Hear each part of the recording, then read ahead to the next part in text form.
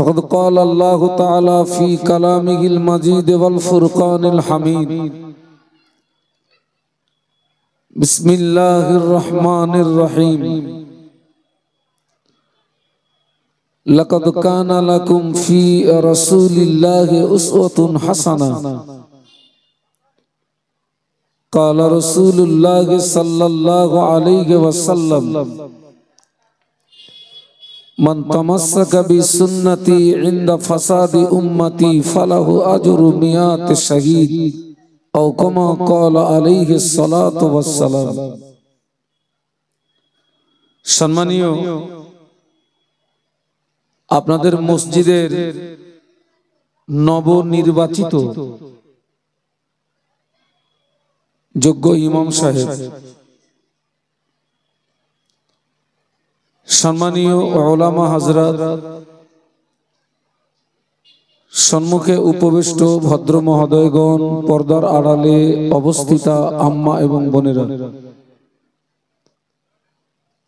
আল্লাহ পাকের দরবারে অসংখ্য শুকরিয়া যিনি আমাদেরকে দয়া করে দ্বীন ও শরীয়তের কিছু জ্ঞান অন্বেষণের উদ্দেশ্যে একটি মুতাবাররাক মাহফিলে উপস্থিত হওয়ার তৌফিক দান করেছেন। সকলে কৃতজ্ঞতা প্রকাশে মহব্বতের সঙ্গে বলি আলহামদুলিল্লাহ। পাশাপাশি প্রিয় নবীর মাজার মুকদ্দাসে জানাই অসংখ্য দরুদ এবং সালাম। সকলে অন্তরের স্থল থেকে বলি সাল্লাল্লাহু আলাইহি ওয়াসাল্লাম। আপনারা বেশ কিছুক্ষণ আমার পাশে বসা আমার ছোট ভাইয়ের কাছ থেকে আপনারা খুব গুরুত্বপূর্ণ আলোচনা শুনছিলেন। আমি দোয়া করি আল্লাহ আমার ছোট ভাইয়ের আলোচনাকে কবুল করুন এবং তার আলোচনা আমাদের সকলের জীবনে ফায়দামন্দ করুন। সকলে বলি আল্লাহুম্মা আমিন। আমি এখানে কর্তৃপক্ষদের কাছে শুনেছি যে আপনাদের মাহফিল দেওয়ার উদ্দেশ্য কি। সম্ভবত উনি এই মাদ্রাসার শিক্ষক। উনি আমাকে বললেন, হুজুর আজকের মাহফিলের উদ্দেশ্য হচ্ছে বিশ্ব নবী দিবস উপলক্ষে। আর আমি সেই দিকে লক্ষ্য করি কোরআন শরীফের ছোট্ট একটি আয়াতে শরীফা প্রিয় নবীর পাক জবানে বর্ণিত অসংখ্য হাদিস মুবারকের ভিতর থেকে ছোট্ট একটি হাদিস আমি তেলাওয়াত করেছি। তবে আপনাদেরকে একটু দুঃখের কথা শেয়ার করি। গত রাত্রে আমার মাহফিল ছিল তালডাংরা। ওটা কি আপনাদের পাশাপাশি? গাদামারা কোথায়? যাক, ওখানে আমার মাহফিল ছিল। গতকালকে ছিলাম আমি, আমার পরে ছিলেন ফুরফুরা শরীফের আমাদের সকলের শ্রদ্ধার পাত্র ছোট হুজুর পীর কেবলা রহমাতুল্লাহ আলাইহির কলিজার টুকরা ওমর সিদ্দিকী হুজুর। তো আল্লাহ পাক আপনাদের আব্বা আম্মার দোয়া, আমাকে তো প্রত্যেকটা রাতে এক এক জায়গায় যেতে হয়। গতকালকের যে প্যান্ডেলে আমি ছিলাম, মানে এবছরের সেরা প্যান্ডেল। আমার একজন সাথী, তিনি ওই প্যান্ডেল দেখে বললেন, হুজুর, তিনি ওই প্যান্ডেল দেখে আমাকে বললেন, হুজুর আমার প্যান্ডেল দেখে মনে হচ্ছে আবার একটা বিয়ে করি। এত সুন্দর প্যান্ডেল, কিন্তু দুঃখ এবং আফসোস, কালকেরে জলসা কমিটির ছেলেরা ওরা খুব দুঃখ করছিল যে হুজুর আমাদের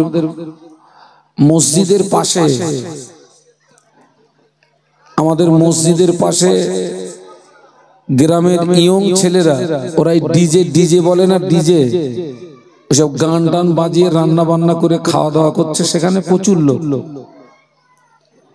কিন্তু অত সুন্দর একটা প্যান্ডেল তারা করলো। কিন্তু সেখানে আমি যখন উঠেছি তখন এইরকম আপনার 10-12 জন ছিল আমার সামনে। তারপরে আমি যখন বক্তৃতা থেকে নামছি তখন মোটামুটি একটা সাজানো গোছানো একটা পরিবেশ হলো। তো আজকের এখানে এসে আমি তো আশ্চর্য হয়ে যাচ্ছি, এত বিশাল প্যান্ডেল, এই যে বিশাল প্যান্ডেল। আমি যে রাস্তা দিয়ে এসেছি আমি দেখলাম তো অনেক জওয়ান যুবক ভাইরা সব রাস্তায় ঘুরছে। আমার দুঃখ, আফসোস, আল্লাহ পাক এদেরকে হেদায়েত নসিব করুক। আমরা যে জায়গাতে বসে আছি সম্ভবত এটা একটা মাঠ। দেখুন, হয়তো পৃথিবীর জমিনে জায়গা কারণ না কারণ নামে থাকে, কিন্তু এই জমিনের মূল মালিক হচ্ছেন কে? আল্লাহ পাক রব্বুল আলামিন। এবং এই যে প্যান্ডেলের যতটা স্ট্রাকচার দেখতে পাচ্ছেন, এটি কিন্তু এখন সাধারণ জায়গা নয়, এটি জান্নাতের টুকরা হয়ে গিয়েছে। বলুন সুবহানাল্লাহ। আল্লাহ রাসূল বলেছেন, যেখানে কোরআন হাদিস সরাসরিয়াতের আলাপ আলোচনা হয় ওই জায়গাটা জান্নাতের টুকরা হয়ে যায়। তো দুঃখ এবং আফসোস, আচ্ছা ভাই, আমরা ইন্তেকালের পরে জান্নাত পাবো গ্যারান্টি আছে? একটু কথা বলুন। আল্লাহ রাসূল সাল্লাল্লাহু আলাইহি ওয়াসাল্লাম সাহাবীদের বলেছিলেন, সাহাবীরা, আমি আল্লাহর নবীও ততক্ষণ জান্নাতে ঢুকতে পারবো না যতক্ষণ পর্যন্ত আল্লাহ পাকের রহমত আমাকে ঘিরে না ফেলবে, আল্লাহ পাকের রহমত আমাকে বেষ্টন না করবে। আমি আল্লাহর নবীও ততক্ষণ জান্নাতে যেতে পারবো না। তো আমাদের ইন্তেকালের পরে জান্নাত পাবো এর কোনো নিশ্চয়তা নেই। এই জায়গাটি জান্নাতের টুকরা, এবং এখানে আসলে আল্লাহ পাক মাহফিলের বরকতে জীবনের সগীরা গুনাহকে মাফ করে দেয়। একটু বলুন সুবহানাল্লাহ। কিন্তু আজকে দেখুন, এত সুন্দর একটা পরিবেশ, কিন্তু রাস্তায় ছেলেরা যেভাবে আড্ডা মারছে, এরা আর হেদায়েত হবে কবে? আজকের আপনারা সাক্ষী দেন, যদি এখানে এই আমাদের মতন আলেম ওলামা বক্তব্য না রেখে যদি এখানে একটা মেয়ে লোক যদি ড্যান্স দিত, বলুন, কথা বলুন, এখানে যদি আজকের ওলামারা না এসে শুধু একটা মেয়ে লোক আনা হবে, ও এখানে ড্যান্স মারবে, ওসব মাল সব এখানে আসতো না? তাহলে এই মাহফিলের চেয়ে ওদের কাছে ওইটার গুরুত্ব বেশি। এই মাহফিলের চেয়ে নিশ্চয়ই ওদের কাছে ওইটার গুরুত্ব বেশি। তুই মরার পরে জান্নাত পাবি তার গ্যারান্টি নেই। যদি বাঁচতে চাস এর ভিতরে আয়। জওয়ান যুবকদের বলছি, এই গ্রামের জওয়ান যুবকদের বলছি, তোমরা যারা আড্ডা মারছো, যদি বাঁচতে চাও মাহফিলে এসো। যদি জীবনে বাঁচতে চাও, যে মানুষটা জীবিত অবস্থায় জান্নাতের বাগানকে ভালোবাসলো না, যে মানুষটা জীবিত অবস্থায় জান্নাতের বাগান পছন্দ হলো না, ওই লোকটা মরণের পরে জান্নাত পাবে অনেক দূরের কথা। আজকের মাহফিল হচ্ছে, এখানে দোয়া হবে, আখেরি দোয়া হবে। এই আপনার যে সমস্ত কমিটির ছেলেরা মাহফিল দিয়েছে, শুধু ওদের বাপ মা দাদু দাদির জন্য দোয়া হবে না তামাম গ্রামবাসী সকলের জন্য দোয়া হবে? বলুন, কথা বলুন। শুধু গ্রামবাসী নয়, তামাম পৃথিবীর নারী পুরুষ ইমানদার যারা কবরে চলে গেছে তাদের জন্য দোয়া হবে। তো আজকে এরকম একটা সুন্দর পরিবেশ ওরা চিনল না। আর অধিকাংশ মাহফিলে দেখছি কি, খাওয়ার সময় ঠিক যে সময় তাবারুক দেওয়া হবে, ওই আগে যখন ইয়া নবী সালামুন আলাই বলা হয়, মাল তখন সব ছোটে। ওদের উদ্দেশ্য ভালো না। আহারে, আল্লাহ ওদেরকে আবারও দোয়া করি, আল্লাহ পাক ওদেরকে হেদায়েত নসিব করুন। বলুন আল্লাহুম্মা আমিন।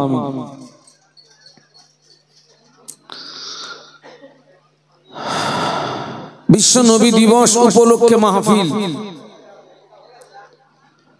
আল্লাহ পাক কোরআন শরীফের ভিতরে বলেছেন, কুল ইন কুনতুম তুহিব্বুনাল্লাহ ফাত্তাবিউনি ইউহিব্বুকুমুল্লাহ। একটু সকলে মোহাম্মতের সঙ্গে বলুন সুবহানাল্লাহ। আল্লাহ পাক বিশ্ব নবীকে লক্ষ্য করে বললেন, হাবিব তুমি আমার বান্দাদেরকে বলে দাও, তারা যদি আমাকে পেতে চায়, তারা যদি আমার সঙ্গে মোহাব্বত স্থাপন করতে চায়, তাদের সর্বপ্রথম কাজ হবে ফাত্তাবিউনি, তারা যেন আগে তোমার তাবেদারি করে, তারা যেন আগে তোমার ইত্তেবা করে, তোমার অনুসরণ করে। আল্লাহ বললেন, এখানে একটু খাওয়ার পানি আনবে বাবা। আল্লাহ বললেন, আমার যে সমস্ত বান্দা বান্দি তোমার তাবেদারি করবে, আমার যে সমস্ত বান্দা বান্দি তোমার ইত্তেবা অনুসরণ করবে, বিনিময়ে আমি আল্লাহ ওদেরকে ভালোবাসবো। শুধু ভালোবাসবো না, আমি আল্লাহ পাক খুশি হয়ে ওদের জীবনের সমূহ গুনাহকে মাফ করে দেব। একটু বলুন সুবহানাল্লাহ। কোরআন শরীফের এই আয়াতে শরীফার দ্বারাতে আমরা স্পষ্ট প্রমাণ পাচ্ছি, নবীকে বাদ দিয়ে আল্লাহকে পাওয়া যাবে না, নাজাত পাওয়া যাবে না, জান্নাত পাওয়া যাবে না, কিছুই পাওয়া যাবে না। আল্লাহ রাসূল বললেন, লা ইউমিনু আহাদুকুম হাত্তা আকুনা আহাব্বা ইলাইহি মিন ওয়ালিদিহি ওয়া ওয়ালাদিহি ওয়ান নাস আজমাইন আও কামা ক্বালা আলাইহিস সালাম। আল্লাহ নবী বললেন, তোমরা ততক্ষণ পূর্ণাঙ্গ মুসলমান হতে পারবে না যতক্ষণ না পর্যন্ত তোমার পিতা, তোমার সন্তান, সমস্ত মানুষ অপেক্ষা আমি নবী আমাকে না ভালোবাসবে। একটু বলুন সুবহানাল্লাহ। একদিকে কোরআন শরীফের আয়াতে শরীফা, অপরদিকে বিশ্ব নবীর হাদিসে মুবারক। আল্লাহ বললেন, আমাকে পেতে গেলে আমার নবীর তাবেদারি করো। ভাই আজকে আমরা যারা এখানে আছি, আমরা কিন্তু সকলে বিশ্ব নবীর ভালোবাসার দাবিদার। আপনিও নবীর ভালোবাসার দাবিদার, আমিও নবীর ভালোবাসার দাবিদার। কিন্তু জেনে রাখবেন, মৌখিক নবীর ভালোবাসার দাবি করাটা সহজ, আর ওই ভালোবাসাটাকে প্র্যাকটিক্যালে দেখানোটা, বলুন একটু কথা বলুন, খুব কঠিন আছে। আল্লাহ নবী সাহাবী আল্লাহ নবীকে জিজ্ঞাসা করেছিলেন, ইয়া রাসূলুল্লাহ হাবিবাল্লাহ মাতা সা, হুজুর কিয়ামত কবে হবে? একজন সাহাবী নবীকে জিজ্ঞাসা করলেন, ইয়া রাসূলুল্লাহ কিয়ামত কবে হবে? আমার দিকে তাকান। আল্লাহ নবী ওই সাহাবীকে ঘুরিয়ে জিজ্ঞাসা করেছিলেন, ও বাবা সাহাবী, তুমি কিয়ামতের সংবাদ নিচ্ছ, কিয়ামতের খবর নিচ্ছ, কিয়ামতের জন্য কি অর্জন করেছো বলো, কিয়ামতের জন্য কি সঞ্চয় করেছো বলো। ওই সাহাবী জবাব দিয়েছিলেন, ইয়া রাসূলুল্লাহ আমি কিয়ামতের জন্য কিছুই অর্জন করতে পারিনি, আমি কিয়ামতের জন্য কিছুই সঞ্চয় করতে পারিনি, তবে আমি আল্লাহ আল্লাহর রাসূলকে ভালোবেসেছি। একটু বলুন সুবহানাল্লাহ। ভাই আপনি কি মাইকম্যান আছে ওখানে? মাইকম্যান ভাই, মাইকম্যান ইকোটা কি বলে কমিয়ে দেন তো, ইকোটা ওটাতে ডিস্টার্ব হচ্ছে। একটু দরুদ শরীফ, আল্লাহুম্মা, ইকোটা একটু কমিয়ে দেবেন। মাওলানা মুহাম্মদ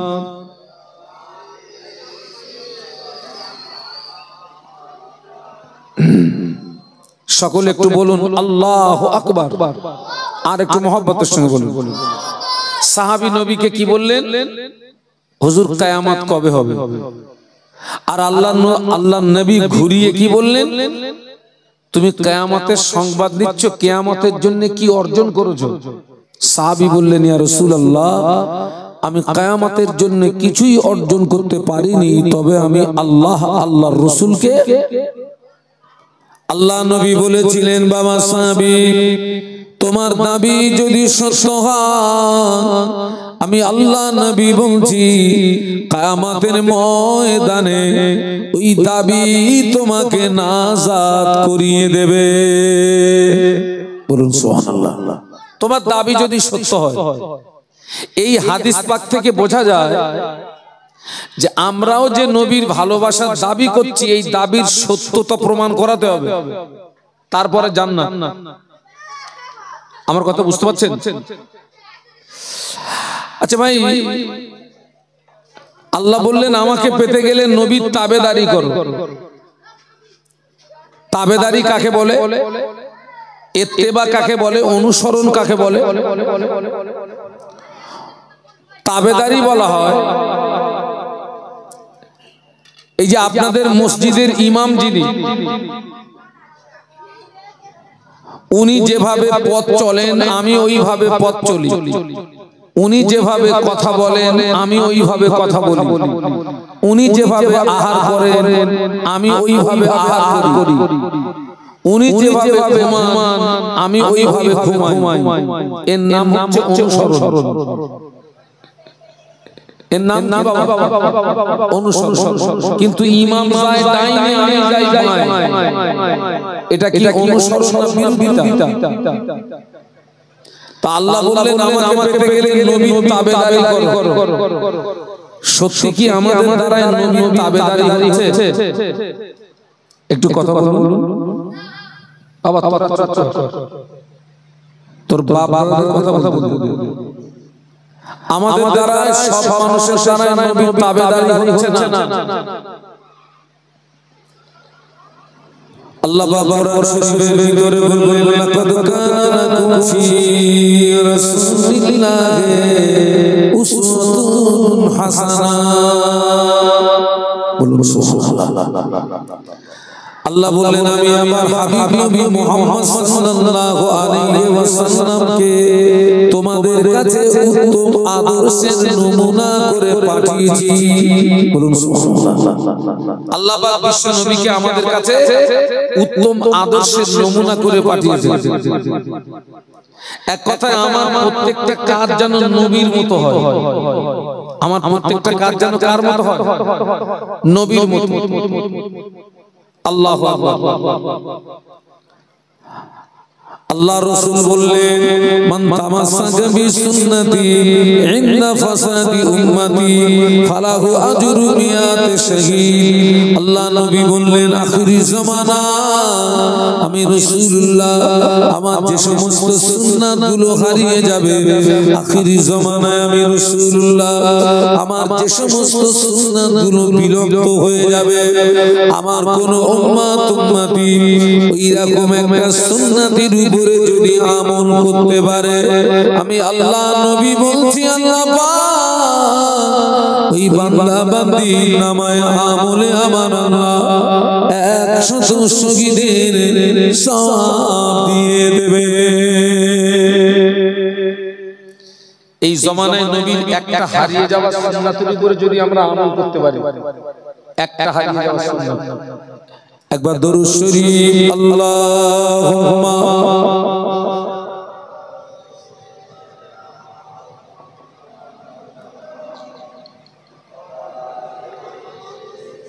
আর আছে মানে খুব করে इन हवाओं से कह दो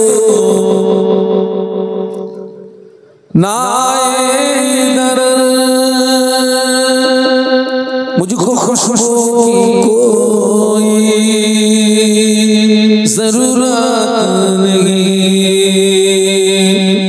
जिनकी खुशबू से महका है सारा जहां, खुशबू मदीने में मौजूद है। अल्लाहुम्मा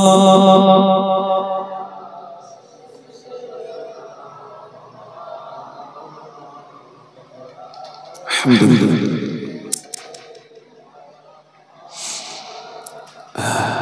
বিশ্বনবী কি বললেন? আখিরি জামানায় আমার যে সমস্ত সুন্নাতগুলো কি হবে? হারিয়ে যাবে।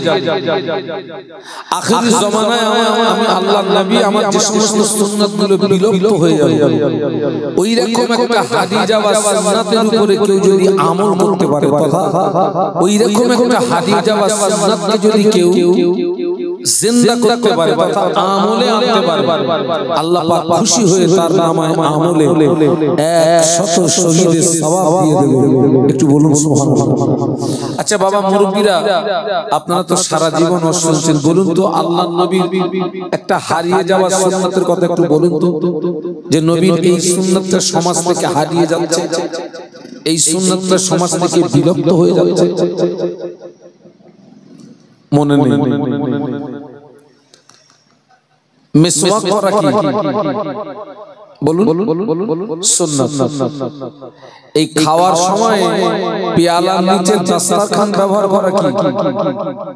সুন্নাত। খাওয়ার শেষে মিষ্টি খাওয়া কি? সুন্নাত। আগে দুটো পালন করি আর না করি, খাওয়ার পরে সুন্নাত, ওইটা কিন্তু বাদ যায় না, ওটা খাওয়ার জিনিস। এই যে মিসওয়াকটা আপনি লক্ষ্য করে দেখুন, আমাদের সমাজ থেকে কিন্তু বিলুপ্ত হয়ে যাচ্ছে। তবে এই মিসওয়াকটা 1 মাস জীবিত হয়, 11 মাস মরে যায়। জীবিত হয় কোন মাসে? রমজান মাসে। একেবারে জোহরের নামাজ পড়ে গাছের গুড়ি তুলে এনে হাওড়া শিয়ালদা মারোটা, সেই যে রমজান চলে গেল, আল্লাহর কোন বান্দা, আল্লাহর কোন বান্দি সুন্নাত আদায়ের উদ্দেশ্যে ওই মিসওয়াকটাকে যদি আমলে আনতে পারে, আল্লাহ পাক ওই বান্দা বান্দির নামায় আমলে আমার আল্লাহ 100 শহীদের সওয়াব দিয়ে দেবে। আল্লাহর কোন বান্দা, আল্লাহর কোন বান্দি সুন্নাত আদায়ের উদ্দেশ্যে খাওয়ার সময় দস্তরখানটা যদি ব্যবহার করে, আল্লাহ পাক ওই ব্যক্তির নামায় আমলে আমার আল্লাহ 100 শহীদের সওয়াব দিয়ে দেবে। কেউ যদি সুন্নাত আদায়ের উদ্দেশ্যে মাথায় টুপিটা আমলে আনতে পারে, আল্লাহ পাক ওই বান্দা বান্দি, ওই বান্দার নামায় আমলে আল্লাহ পাক 100 শহীদের সওয়াব দিয়ে দেবে। বলুন সুবহানাল্লাহ। মসজিদে প্রবেশ করবে, আগে ডান পাটা দিতে হবে। বাথরুমে যখন প্রবেশ করবে, আগে বাম পাটা দিতে হবে। এটা তো মাসনুন তরিকা, এটা তো সুন্নাত তরিকা। ওই আমলটা যদি আপনি করেন, আল্লাহ পাক আপনার নামায় আমলে 100 শহীদের সওয়াব দিয়ে দেবে। আমল ছোট কিন্তু সওয়াব অনেক। মসজিদে যাওয়ার সময় আগে ডান পা, বার হওয়ার সময় বলুন বাম পা, আর বাথরুমে প্রবেশ করার সময় বাম পা, বার হওয়ার সময়, এবং যাওয়া আসা দোয়া আছে না নেই? মসজিদে প্রবেশ হওয়া, আসা, দোয়া আছে না নেই? এগুলো সব হচ্ছে সুন্নাত তরিকা। একটু বলুন সুবহানাল্লাহ। এই ছোট ছোট আমলগুলো যদি করতে পারি, তবেই নবীর তাবেদারি হবে, তবেই নবীর অনুসরণ হবে, তবে নবীকে পাওয়া যাবে, তবে রব পাওয়া যাবে, তবে নাজাত পাওয়া যাবে, তবে জান্নাত পাওয়া যাবে। আর বছরে কায়দা করে একটা মাহফিল দিলাম, ওই আমলগুলো কিচ্ছু নেই, বালির বাঁধ তৈরি হবে। কি তৈরি হবে? বালির বাঁধ। হ্যাঁ, অনেকে বলে কিছু করি আর না করি, বছরে একটা করে নবী দিবস করে দেবো, জান্নাত নিয়ে উঠতে পারবো না। জান্নাত তো বাপের সম্পত্তি। আহারে, 100 শহীদের সওয়াব মানে কি জানেন? আল্লাহর নবীর যে সমস্ত সাহাবীরা দ্বীন ইসলামকে প্রতিষ্ঠিত করার জন্য যুদ্ধের ময়দানে কাফেরদের তলোয়ারের আঘাতে শহীদ হয়েছিলেন, ওই রকম 100 শহীদের সওয়াব পাওয়া যাবে এই জমানায় নবীর একটা হারিয়ে যাওয়া সুন্নাতের উপরে যদি আমল করতে পারি। একটু বলুন সুবহানাল্লাহ। আল্লাহ নবী একদিন সাহাবীদের ডাকলেন, আল্লাহ নবী সাহাবীদের ডেকে বললেন, ও আমার সাহাবীরা, আমি আল্লাহ নবী তোমাদেরকে আদেশ করছি, যুদ্ধের তামামা যখন বেজে উঠবে, যুদ্ধের ঘন্টা যখন বেজে উঠবে, যে অবস্থায় থাকো না কেন যুদ্ধের ময়দানে আসা লাগবে। এটি ছিল রাসূলুল্লাহর আদেশ। আল্লাহ নবী সাহাবীদের বললেন, সাহাবীরা, যুদ্ধের তামামা যখন বেজে উঠবে, যুদ্ধের ঘন্টা যখন বেজে উঠবে, যে অবস্থায় থাকো না কেন যুদ্ধে ময়দানে আসা লাগবে। হযরত হানজালা রাদিয়াল্লাহু তাআলা আনহু নতুন বিবাহ করেছে, হুজুরের বাসর সজ্জারা ফুল সজ্জারা, হুজুর নতুন বিবিকে নিয়ে ঘরের ভিতরে খুশ গল্পতে মশগুল, আনন্দতে মশগুল। এমন অবস্থায় যুদ্ধের তামামা বেজে উঠেছে। আল্লাহ নবীর আদেশ কি ছিল?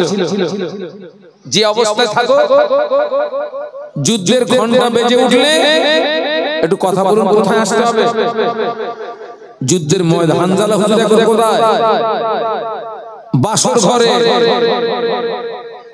আমাদের ভালোবাসা নবীদের সাহাবীদের ভালোবাসা এক বাবা, বলুন।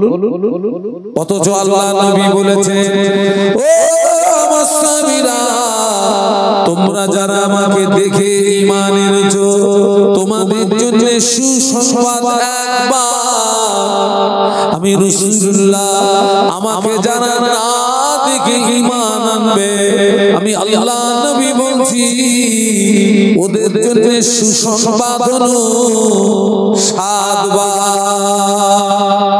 তবে সুবহানাল্লাহ বললেন না? সাহাবীদের জন্য বিশ্বনবী সুসংবাদ দিয়েছেন কবার? একবার। আর আমাদের জন্য কবার? 7 বার। কারণ দেখে ঈমান আনা সহজ, না দেখে ঈমান আনা কঠিন আছে। হানজালা হুজুর এখন বাসর ঘরে,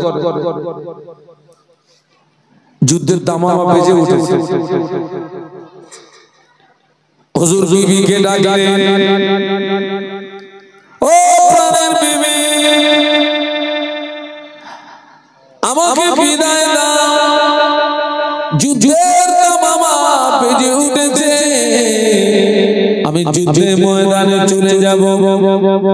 এটা হয়তো জীবনের প্রথম দেখা, এটা হয়তো জীবনের বিদায় দেখা। বিবি বিদায় দাও, আল্লাহ নবী আমায় ডেকেছে, আমি যুদ্ধের ময়দানে চলে যাব। হুজুরের বিবি বলেছিলেন, প্রাণের স্বামী, জান জান, আল্লাহ নবী আমায় ডেকেছেন, আমার অধিকার নাই বাধা দেওয়া। একটু বলুন না সুবহানাল্লাহ। আল্লাহ নবী ডেকেছেন আপনাকে। হানজালা রাদিয়াল্লাহু আনহু নতুন বিবিকে রেখে দিয়ে বাসর ঘর ফেলে দিয়ে দ্বীন ইসলামকে প্রতিষ্ঠিত করার জন্য যুদ্ধের ময়দানে চলে গেলেন। যুদ্ধের ময়দানে চলে গিয়ে কয়েকজন কাফেরকে জাহান্নামের টিকিট কেটে পাঠিয়ে দিলেন। কয়েকজন কাফেরকে জাহান্নামের টিকিট কেটে পাঠিয়ে দিয়ে কিছু সময় পরে নিজে শহীদ হয়ে গেলেন। ইন্না লিল্লাহি ওয়া ইন্না ইলাইহি রাজিউন। যুদ্ধ শেষ হলো, আল্লাহ নবী সাহাবীদের ডাকলেন, ও সাহাবীরা, আমার যে সাহাবী শহীদ হয়েছে ওদের লাশগুলো আমার কাছে নিয়ে এসো, ওদের লাশগুলোকে আমার কাছে হাজির করো। শহীদের লাশ নবীর কাছে আনা হলো, কিন্তু হানজালা হুজুরের লাশ পাওয়া যায় না। তাকবীর দান তো, নারায়ে তাকবীর। আচ্ছা ভাই, এই জায়গাটা কি কবর আছে? মাঝখানটা মুরব্বি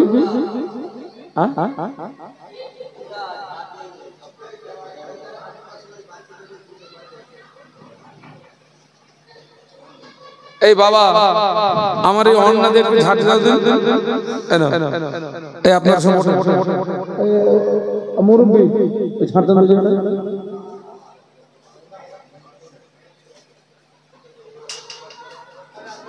দেন ঝাঁট দাও আমি একটু শান্তি পেলাম না ঝাঁট দেন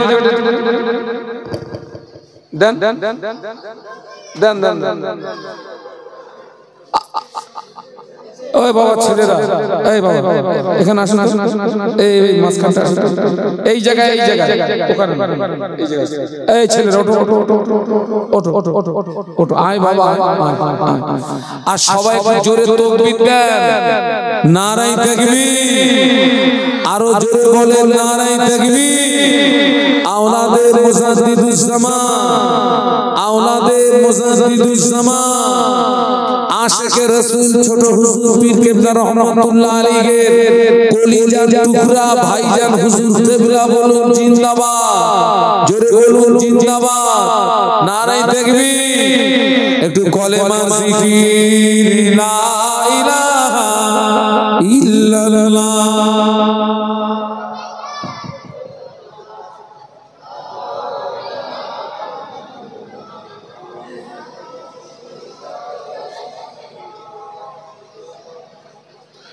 দরুদ শরীফ আল্লাহুম্মা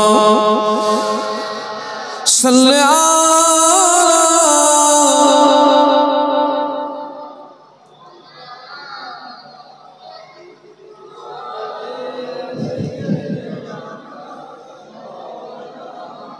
সকলে একটু বলুন আল্লাহু আকবার আর একটু আওয়াজ দেন আলহামদুলিল্লাহ হানজালা রাদিয়াল্লাহু আনহু যুদ্ধের ময়দানে চলে গেলেন কয়েকজন কাফেরকে জাহান্নামের টিকি কিনে পাঠিয়ে দিয়ে হুজুর নিজে শহীদ হয়ে গেলেন যুদ্ধ যখন শেষ হলো আল্লাহ নবী সাহাবীদের ডাকলেন ও আমার সাহাবীরা আমার যে সাহাবী শহীদ হয়েছে ওদের লাশগুলো আমার কাছে নিয়ে এসো আল্লাহ নবী সাহাবীরা শহীদ আল্লাহ নবীর কাছে আনলে হানজালা হুজুরের লাশ পাওয়া যায় না ইতিমধ্যে হুজুরের বিবি আল্লাহ নবীকে সালাম দিলেন আসসালামু আলাইকা ইয়া রাসূলুল্লাহ হাবিবাল্লাহ হুজুর আমার স্বামী কোথায় আল্লাহ নবী বললেন ও হানজালার বিবি তোমার স্বামী বিদায় বিদায় বিদায় আখেরি বিদায় যুদ্ধের ময়দানে শহীদ হয়ে গিয়েছে হুজুরের বিবি বললেন ইয়া রাসূলুল্লাহ হুজুর আমার স্বামী শহীদ হয়েছে আমি দুঃখিত নই বরং আনন্দিত কেন না আমি কিয়ামতের দিন আমি শহীদের বিবি হয়ে উঠব একটু মোহাম্মদের সাথে বলো আমার স্বামী শহীদ হয়েছে আমি দুঃখিত আনন্দিত কারণ কিয়ামতের ময়দানে আমি শহীদানের বিবি হয়ে উঠব একটা কথা বলতে এসেছে ইয়া রাসূলুল্লাহ ইয়া হাবিবাল্লাহ হুজুর আমি জানি শহীদের লাশ গোসল দেওয়া হয় না একটু বলুন না সুবহানাল্লাহ বাবা শহীদের লাশ গোসল হয় না বাবা কাপনের কাপড় লাগে না বাবা জানা দ্বীনের রাস্তায় শহীদ হন শহীদদের গোসলের প্রয়োজন হয় না কাপনের কাপড় এই আমি যে পোশাকে আছি আমি যদি দ্বীনের রাস্তায় শহীদ হই আমাকে রক্তমাখা শরীরে এই অবস্থায় আমাকে কবরের ভিতরে শুইয়ে দাও কিয়ামতের ময়দানে শহীদরা রক্তমাখা ক্ষত বিক্ষত চেহারা নিয়ে উঠবে আল্লাহ জিজ্ঞাসা করবে তোমাদের এই অবস্থা কেন আল্লাহ জানে না শহীদরা বলবে আল্লাহ পাক দ্বীন ইসলামকে প্রতিষ্ঠিত করার জন্য যুদ্ধের ময়দানে কাফেরদের তলোয়ারের আঘাতে শহীদ হয়েছিলাম, সেই রক্তমাখা ক্ষত বিক্ষত চেহারা নিয়ে তোমার দরবারে হাজির। আল্লাহ বলবে তোরা আমার কাছে কি চাস বলতো? শহীদরা বলবে আল্লাহ পাক কিছুই চাই না, আরেকবার যদি জীবন দিয়ে পৃথিবীর জমিনে পাঠালে এই জীবনটা তোমার রাস্তায় আরো একবার বিলিয়ে দিতাম।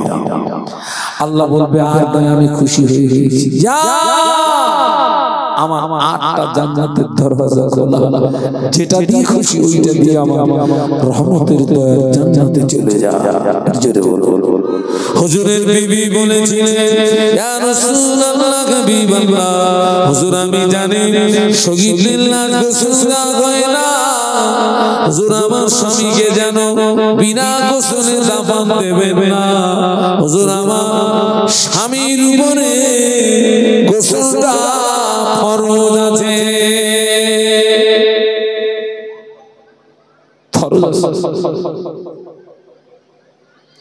আল্লাহ নবী সাহাবীদের বললেন ও সাহাবীরা,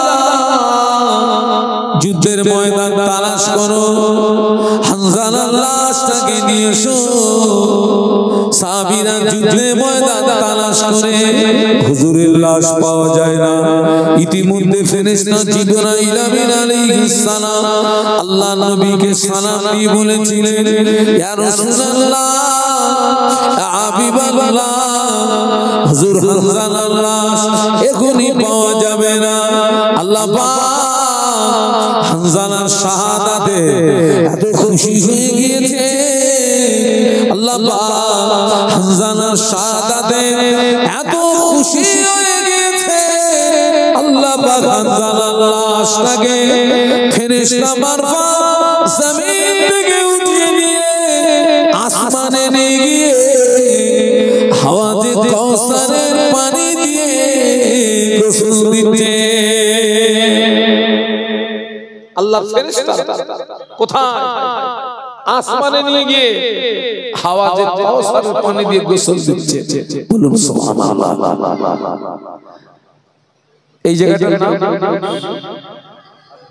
ও জওয়ানেরা, ও যুবকেরা, ও মা বোনেরা, এই জমানায় যদি আমার নবী একটা হারিয়ে যাওয়া ওই রকম সুন্নাতকে যদি আমল করতে পারে, আল্লাহ পাক ওই রকম 100 হাজারা শহীদ হওয়া সওয়াব আল্লাহ আমার আপনার নামায় আমলে দান করবে। কথা বুঝতে পারছেন না? পাচ্ছেন? আপনাকে জীবন দিতে হবে না, শহীদ হতে হবে না।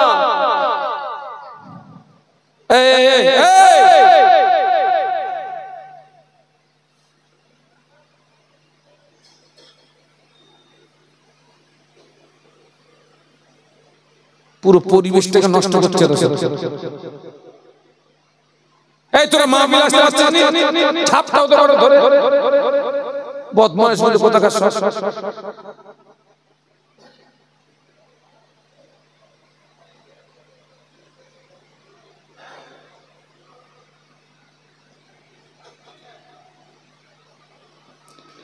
দরুদ শরীফ আল্লাহুম্মা সাল্লি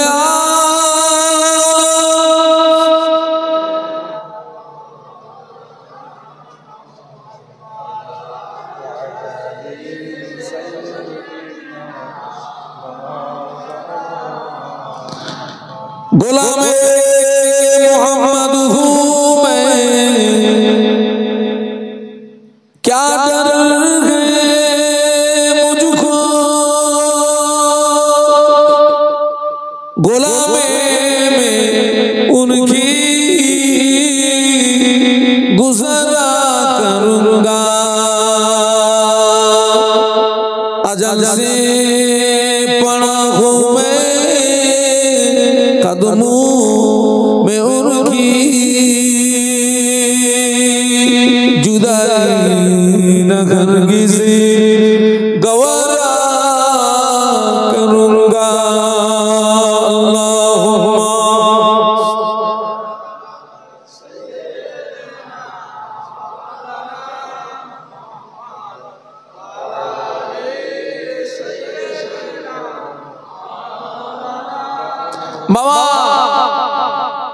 মাথায় টুপি দেওয়া কি বলেছিলাম? এই যে আমার গায়ে যে জামা আছে এটা কি পোশাক বলে? এটাকে বলে সুন্নতি লেবাস। কি বলে? এই যে মুখে দাড়ি রেখেছি কার জন্য? বলুন কার জন্য? আমি অনেককে বলেছি বাবা সারা জীবন তো শুনেছিস বাপ, এবারে মুখে দাড়ি রাখ, এবারে একটু মাথায় টুপিটা তো। সারা জীবন শুনেছিস, মাথায় টুপিটা লাগা, দাড়িটা রাখ, আর পারলে সুন্নতি লেবাসটা পর। নবীর আদর্শ বাস্তবে রূপ দিলে লাভ না লস? বলুন, নবীর সুন্নাত বাস্তবে রূপ দিলে গুনাহ থেকে বাঁচা যায়, নাজাত যোগ্য জীবন তৈরি করা যায়। একটু জোরে বলুন। আমার একজন বলছে হুজুর আপনি তো আপনার মতো নস করতেছেন, ওই মাথায় টুপি দিয়ে মুখে দাড়ি রেখে অত বড় জামা গায়ে দিয়ে সব জায়গায় যাওয়া যায় না। আমি কেন খোকা তুই কোথায় যাস? বলছে হুজুর আমাকে থানায় যেতে হয়, কোর্টে যেতে হয়, রাইটার্স বিল্ডিং এ যেতে হয়, মাথায় টুপি দিয়ে মুখে অত বড় দাড়ি রেখে লম্বা জামা গায়ে দিয়ে সব জায়গায় যাওয়া যায় না। এটা তো আমার নবী সুন্নাত নাকি? আচ্ছা ওই যে মাথায় টুপি দিয়ে লম্বা জামা গায়ে দিয়ে মুখে দাড়ি রেখে সত্যি কি সব জায়গায় যাওয়া যায় না? বলুন ও যে কটা জায়গার নাম বলেছে, ও যে পোশাকে যাবে সেখানে যিনি থাকবেন, ও যে পোশাকে যাবে আর আমি যদি সুন্নতি লেবাসে ওখানে যাই, দুজনের ভিতরে সম্মান বেশি পাবে কে? তো আমি বলছি খোকা তুই ঠিক বলেছিস, সব জায়গায় যাওয়া যায় না, তুই ঠিক বলেছিস, তবে তোর ব্যাখ্যা আলাদা আর আমার ব্যাখ্যা আলাদা। মাথায় টুপি দিয়ে মুখে দাঁড়িয়ে রেখে লম্বা জামা গায়ে দিয়ে সব জায়গায় যাওয়া যায়, পাশের রাস্তায় যাওয়া যাবে না। যাবে? আজ পর্যন্ত কোনদিন দেখেছেন এইরকম পোশাকে তাস খেলতেছে? আরে কথা বলেন না কেন? মাথায় টুপি দিয়ে মুখে দাঁড়িয়ে রেখে লম্বা জামা গায়ে দিয়ে সব জায়গায় যাওয়া যায়, গাজার আড্ডায় যাওয়া যাবে না। মাথায় টুপি দিয়ে মুখে দাঁড়িয়ে রেখে লম্বা জামা গায়ে দিয়ে সব জায়গায় যাওয়া যায়, মদের দোকানে ঢোকা যাবে না। বাবাজি আমি যদি মাথায় টুপি দিয়ে মুখে দাঁড়িয়ে রেখে লম্বা জামা গায়ে দিয়ে আমি যদি মদের দোকানে যাই, দোকানদার আমায় বলবে চাচা আপনি বেরিয়ে যান, পথিক যদি দেখতে পায় আমাদের মদ বিক্রি করার 7 জনমের মতো মিটিয়ে দেবে। নবীর পোশাক বাদ দিয়ে তুই যদি অন্য পোশাকে যাস, তোরে এক বোতলের জায়গা 3 বোতল গেলাবে। ঠিক বলেছি? হ্যাঁ মুসলমানদের ভিতরে মাতাল আছে না নেই? হ্যাঁ দর্জন মাতাল, শালা পাক্কা মাতাল। আমার কিন্তু ভাষা খারাপ, বড় বড় মাতাল।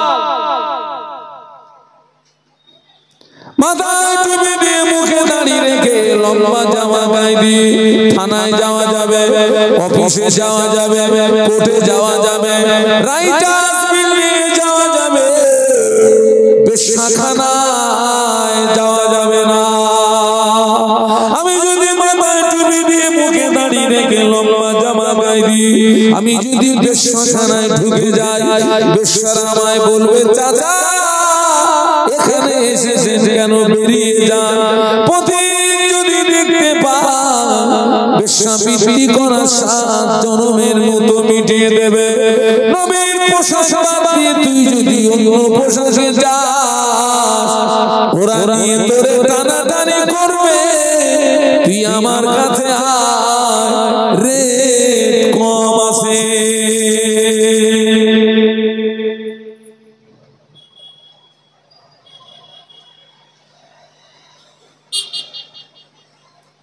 সব মুসলমানের মাথায় যদি টুপি থাকতো, সব মুসলমানের মুখে যদি দাড়ি থাকতো, সব মুসলমানের গায়ে যদি সুন্নতি লেবাস থাকতো, ধর্মতলার 5 রাস্তার মোড়ে পোল্ট্রি মুরগির মতো শুধু মুসলমান আর মুসলমান আর মুসলমান, এই মুসলমানের উপরে আঙুল তোলার ক্ষমতা কারো ছিল না।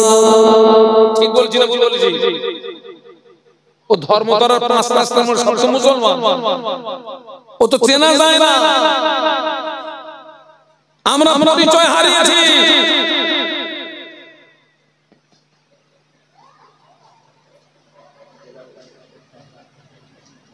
নামাজ নেই, ইবাদত নেই, আমল নেই, কিচ্ছু নেই, পুরো শুষ্ক কাঠ হয়ে গেছে।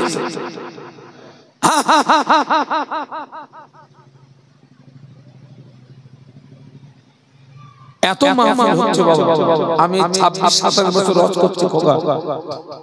আমি তখন মাদ্রাসায় ভর্তি হইনি, তার আগের থেকে ওয়াজ করি। মনে একটা প্রশ্ন আসতে পারে, হুজুর আপনি মাদ্রাসায় পড়লেন না, তার আগের থেকে ওয়াজ করলেন কি করে? আমার দাদা আলেম, আমার বাপ আলেম, আমার চাচা আলেম, আমার বংশ পরম্পরায় আলেম আছে। আর আমি কাবার দরজা ধরে কেঁদেছি, আল্লাহ আল্লাহ আমাকে একটা পুত্র সন্তান দিয়েছেন, একটা কন্যা সন্তান দিয়েছেন। আমি কাবার দরজা ধরে কেঁদেছি, আল্লাহ তুমি আমার ছেলেকে আলেম বানিয়ে আল্লাহ কিয়ামত পর্যন্ত আমার বংশে আলেমের নসলকে তুমি কায়েম রেখে দিও। আলেমের নসল আপনাদের আব্বা আম্মা দোয়া, আল্লাহ আমার ছেলেকে আলেম বানিয়েছে। তো আমি আমার আব্বার সঙ্গে আমি মাহফিলে যেতাম। তখন তো মাহফিলে যেতেন আব্বাজি সাইকেল চেপে, সাইকেলে। এখন আমরা তো সব বড় বড় জমিদার হুজুর হয়ে গেছি বাবা। সাইকেল চেপে আব্বার পিছনে, সাইকেলের পিছনে কি ডাক্তার ক্যারিয়ার।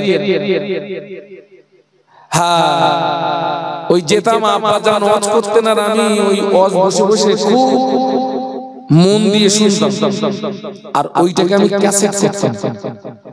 আর ঠিক তার পরের দিনের আব্বা যেখানে মাহফিল থাকতো, আমি বলতাম আব্বা আমি একটু আগে যাবো। তা আব্বা জান বলতেন তুই ওয়াজ করতে পারবি? আপনি দোয়া করেন, আল্লাহ চাইলে 2-10 মিনিট চালিয়ে দিতে পারবো। ঠিক আছে যা। ঠিক আব্বা জান গত দিনের যে ওয়াজ করেছিলেন সেই তো মানে কি একদম হুবহু নকল করে দিতাম। এইভাবে জীবনের সর্বপ্রথম আমি নজরানা পেয়েছিলাম 5 টাকা। কত বলেছি? 5 টাকা। রাত্রে বাড়ি এসেছি, বাপ বেটা দুজন। আব্বা জান এসে আম্মাকে ডাকলেন। তখন আমাদের ঘরের দরজা ছিল রেলিং এর দরজা, ওই যে রেলিং চেনেন তো? আরে রেলিং কি বলে? চটা দরজা, চটা বাঁশের দরজা। আম্মা জি দরজা খুলেছে, লম্ব জ্বালিয়েছে। তখন তো সুইচের ব্যাপার ছিল না, লম্ব জ্বালিয়েছে। 5 টাকা নিয়ে আমি আম্মাকে, আম্মা আজকের এই মাহফিল থেকে আমি 5 টাকার নজরানা দিয়েছি। আমার খুব মনে পড়ে, রেলিং এর ভিতর থেকে আমি মায়ের চোখের দিকে নজর পড়ে গেল। আমি দেখছিলাম মায়ের 2 চোখ ভরা পানি। মা ওই 5 টাকা হাতে নিয়ে দোয়া করেছিলেন, আল্লাহ তোকে আলেম বানাবে। আম্মা জান আমার আব্বাকে বললেন ছেলেকে মাদ্রাসায় দিতে হবে। আব্বা মাদ্রাসায় দিলেন, বসিরহাট বিখ্যাত আমিনিয়া মাদ্রাসায় 11 বছর পড়াশোনা করলাম। 2002 সালে টাইটেল দিলাম। সেখান থেকে আমি পড়ার লাইফ থেকে মাহফিল। আজকে তো ঘুরে সমাজ দেখছি এত মাহফিল হচ্ছে, কিন্তু সমাজ পরিবর্তন বাবা বলেন এত মাহফিল। ওই যে বললাম গতকালকে যেখানে গেছিলাম আমি বললাম এখানে লোক নেই কেন, কিছু থেকে একজন বলছে হুজুর আর কত অসম্ভব, বলছে হুজুর আর কত অসম্ভব, প্রত্যেক দিন তো অফ হচ্ছে।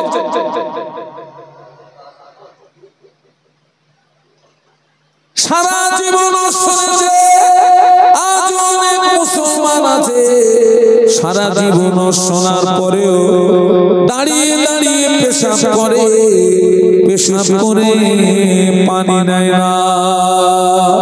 সারা জীবন শুনেছে, অশোনার পরেও সারা বছরে দুদিনের বেশি নামাজ পড়ে না। ঠিক বলছি না ভুল বলছি?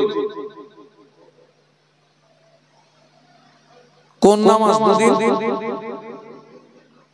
অনেক মহিলারা আছে পেশাব করে পানি নেয় না, অনেক মহিলারা আছে মহিলাদের ঈদের নামাজ নাই, মহিলাদের জুমার নামাজ নাই, সমাজে অনেক মহিলা আছে সারা বছরে আল্লাহর জমিনে একটা সিজদা দেয় না। ওরা যদি বিনা তওবায় মারা যায় কিয়ামত পর্যন্ত তোদের কবরের আগুন বন্ধ হবে না। গ্যারান্টি দিয়ে গেলাম।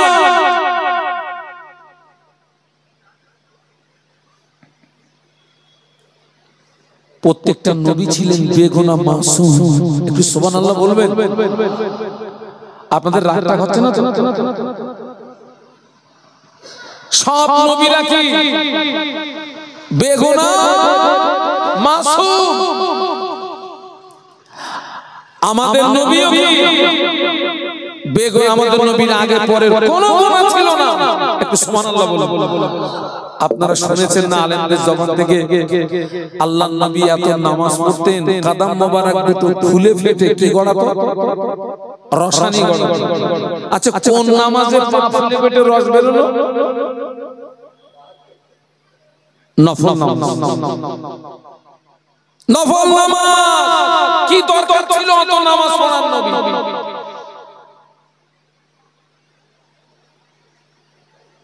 আমি কোরআনের আয়াত বলেছিলাম আল্লাহকে পেতে গেলে তাবেদারি করতে হবে। কার? নবী হচ্ছে তাবেদারি হচ্ছে। আমার নবীর পা ফুলে পেটে রস বেরোচ্ছে আর তুমি নবীর উম্মত সারা বছরে কদিন? দুদিন। কি জুতির উম্মত তুমি?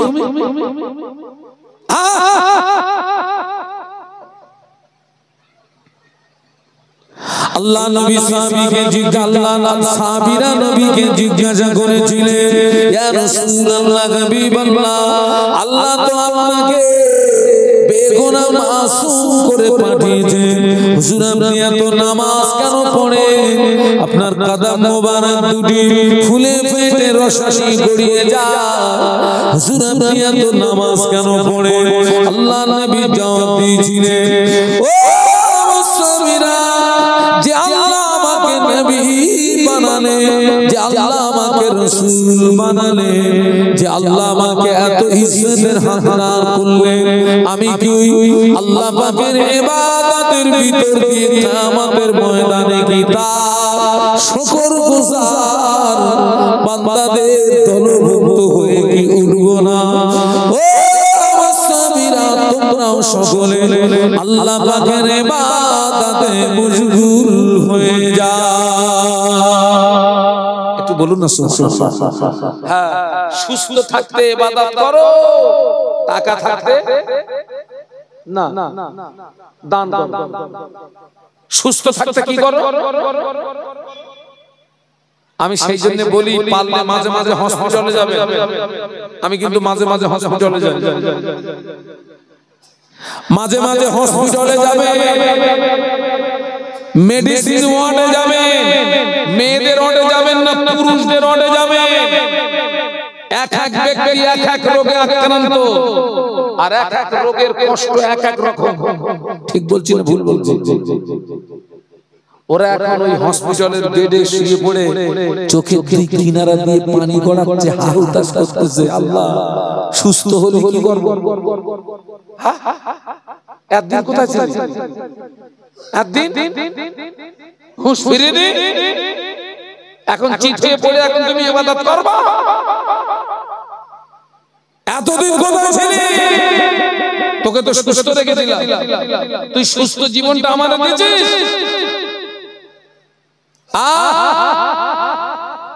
বাবা, যারা সরকারি চাকরিজীবী 60 বছর 65 বছর হয়ে গেলে সরকার আর রাখে? একটু কথা বলেন, কেন রাখে না? কেন? তোকে যে জন্য নিলাম সে কাজ তুই এখন চোখে কম দেখিস, ঘন্টায় 13 বার পেশাব করিস। তুই পেশাব শেখাবি না, আমার কাজ করবি। তোর কাজ করতে হবে না, বাড়ি যা, টাকা দিচ্ছি বসে বসে। ওই যে কি টাকা পায় না, টাকা দিচ্ছি বাড়ি যা বসে বসে খা। তোর আসতে হবে না। সুস্থ জীবন আল্লাহর ইবাদতে দিলি না, বয়স হয়ে গেছে, উঠতে গেলে বাবারে, বসতে গেলে মারে। এই জীবন তুমি আল্লাহর ইবাদতে দিচ্ছ, এই ইবাদত আমার আল্লাহ নেবে কেন? আমার কথা বুঝতে পারছেন না? এই ইবাদত আল্লাহ নেবে কেন? তো সুস্থ জীবন তুমি আমাকে দিবি।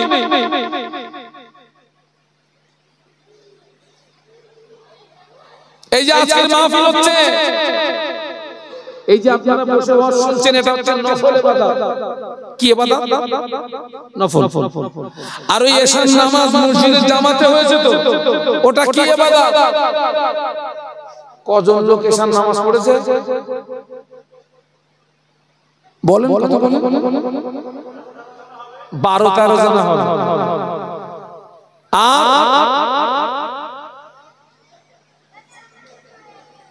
আর গুলো কি হলো? আপনারা দেখেন না, অনেক মাহফিলে আজান হয়, নামাজ হয়, এশার নামাজ। ওই যারাই মজলিসে বসে থাকে, আজান দিলে একদম কি করে? আচ্ছা বলুন তো, আজান দিলে পালায় কে? শয়তান পালায়। তুই পালাচ্ছিস কেন? তাহলে ও কি? ওইটা আমি আর বলবো, বলে কি মার খাবো? ও আমি বলতে পারবো, আপনারা যা পারেন করেন। এই আজান দিলে শয়তান শুধু পালায় না, শয়তান পালায় আর বাই সরায়। শয়তান বাই সরায় এই জন্য ওর বাইয়ের এত বিকট আওয়াজ, ওই আওয়াজে যেন আজানের আওয়াজটা ওর কানে না যায়। শয়তান পালিয়ে যাবে কোথায়? আরে ভাই, এশার আজান তো সব মসজিদে তো এক টাইমে হয় না।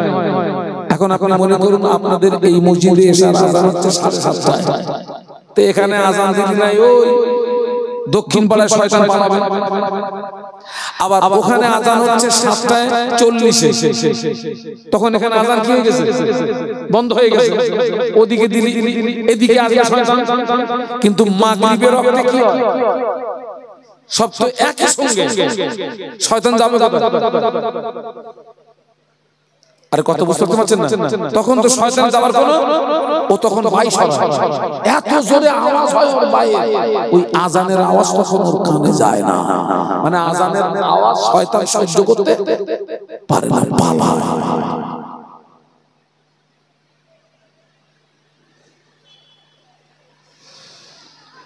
আল্লাহ পাক আমাদেরকে হেদায়েত করেন, বলুন আল্লাহুম্মা আমিন। আচ্ছা আপনাদের সঙ্গে আমার কোনো রাগারাগিটা কি আছে? আমি এখানে জীবনে কোনোদিন এসেছি? এখানে জীবনে আসি। আপনাদের উপকার করছি না ক্ষতি করছি? উপকার করছি, ক্ষতি না। আমি এখানে প্রোগ্রামে দিতে আসি। মদিনার মসজিদে নববী শরীফে আযান হয়ে গেল। মদিনার মসজিদে নববী শরীফে মুয়াজ্জিন হাফসি বেলাল, মদিনার মসজিদে নববী শরীফে যখন আযান দিতে, বেলালের আযানের আওয়াজ আল্লাহ পাকের আরশ মুআল্লাতে পৌঁছে যেত। একটু মহব্বতে বলুন। মদিনার মসজিদে নববী শরীফে আযান হয়ে গেল, সাহাবীরা সব মসজিদে এসেছে, আল্লাহ নবী মসজিদে আসেন নাই। সাহাবীরা সব আল্লাহ রাসূল আসেননি। কেন আসেননি? খুব অসুস্থ, উঠে দাঁড়ানোর মতন ক্ষমতা নেই, এত অসুস্থ। সাহাবীরা এসেছেন ঠিকই, কিন্তু নামাজ শুরু করতে পারছেন না, কারণ নবীর অবর্তমানে ইমামতির জায়গায় দাঁড়াবে। জায়গাটা খুব ভাইটাল জায়গা। নবীর অনুমতি ব্যতীত কোন সাহাবী ইমামতির জায়গায় দাঁড়াতে পারবে না। সাহাবীরা এসেছেন কিন্তু নামাজ শুরু করতে। বেলাল রাদিয়াল্লাহু আনহু আল্লাহ নবীর হুজরা শরীফে চলে গেলেন। আল্লাহ নবীর হুজরা শরীফের ভিতরে চলে গিয়ে বলেছিলেন, ইয়া রাসূলুল্লাহ, হাবিবাল্লাহ, মানুষেরা নামাজের জন্য ইন্তজার করছে। আল্লাহ নবী বললেন, ও বাবা বেলাল, চলে যাও, মুর আবা বকরিন ফালিউসাল্লি বিন্নাস, আমার আবু বকরকে গিয়ে বলো, আমার আবু বকর যেন মানুষের নামাজটাকে পড়িয়ে দেয়। আমি যেতে পারবো না বাবা, আমি খুব অসুস্থ। কাকে গিয়ে বলো? একটু সবাই বলুন, আমার আবু বকরকে কি বলো? কথাটা শুনতে পেয়েছেন আমাদের আম্মা আয়েশা সিদ্দিকা রাদিয়াল্লাহু আনহা, আমাদের আম্মা জান আয়েশা সিদ্দিকা রাদিয়াল্লাহু তাআলা আনহা আল্লাহ নবীর নূরের বদনে দেখেছে, বলেছিলেন, ইয়া রাসূলুল্লাহ, হাবিবাল্লাহ, আমার আব্বাকে ইমামতির জায়গায় দাঁড় করাবেন না। আমার আব্বা জানের মনটা বড় নরম, আমার আব্বা জানের অন্তরটা বড় নরম। আমার আব্বা জানকে ইমামতির জায়গায় দাঁড় করিয়ে দিলে আমার আব্বা জান আপনাকে না পেয়ে কেঁদে ফেলবে, আমার আব্বা জান আপনাকে না পেয়ে রোনাজারি করবে। হুজুর, এই দায়িত্বটা আপনার অন্য কোন সাহসী সাহাবীকে দিন। আল্লাহ নবী আবার বললেন, ও বাবা বেলাল, চলে যাও, আমার আবু বকরকে গিয়ে বলো, আমার আবু বকর যেন নামাজ পড়িয়ে দেয়। আল্লাহ নবীর অনুমতি দে আবু বকর সিদ্দিক রাদিয়াল্লাহু আনহু ইমামতি দে। মদিনার মসজিদে নববীতে নামাজ শুরু হলো।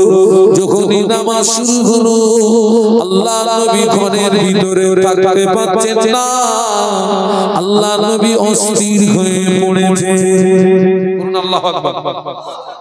তিনি আসতে পারবেন না, একজন ইমাম নিযুক্ত করেছেন, সেই ইমামের ইমামতিতে নামাজ শুরু হয়ে গেছে।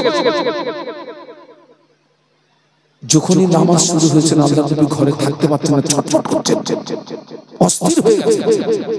দুইজন সাহাবীকে ডাকলে, ও বাবা বেলাল,